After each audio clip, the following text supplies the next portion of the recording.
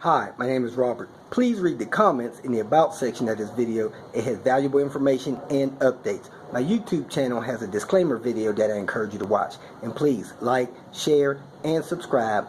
I hope you found what you're looking for. Thank you very much for watching.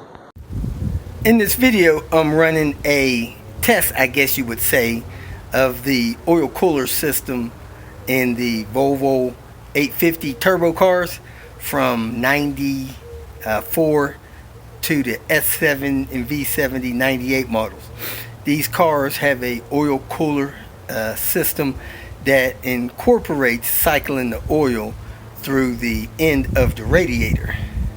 On the front of the engine down there is a oil cooler thermostat mounted to the block, and oil cooler lines are routed onto the front side of the engine, and these lines connect here at the radiator, one at the top, one at the bottom.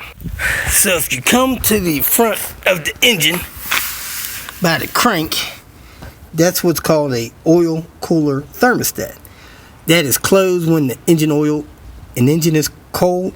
It opens up once the engine warms up, and two lines send in a return, sends oil up to the radiator right there. As you can see, mine is leaking.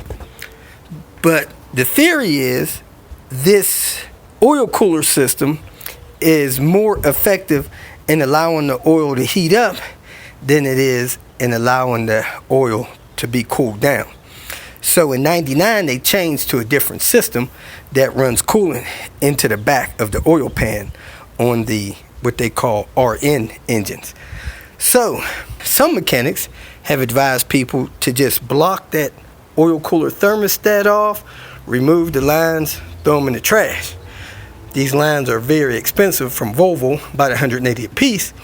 So what I'm going to do is test the system with the lines connected, and then bypass them, block them off, and then test the system again with no lines and see if there's any effects to the oil quality or longevity of the oil.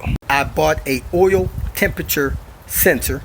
I'm going to screw this into my oil drain bolt. I already tapped the bolt out, put the sensor in it.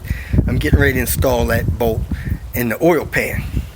That will allow me to monitor the oil temperature over the next 5,000 miles after the fresh oil change. I've already put 2,500 on it, so I'm gonna monitor it 2,500 miles, change the oil at 5,000 miles on the oil life.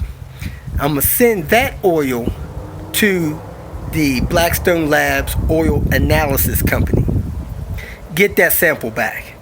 Then I'm going to block off the oil cooler system and run the vehicle another 5,000 miles, and then after that oil change I'm gonna send the sample to Blackstone Labs again, also monitoring the gauge while I'm driving to see if the oil temperature seems to get hotter or not, and then we'll decide whether this oil cooler system is as ineffective, can be discarded, or if we really need to keep an oil cooler system on the vehicle.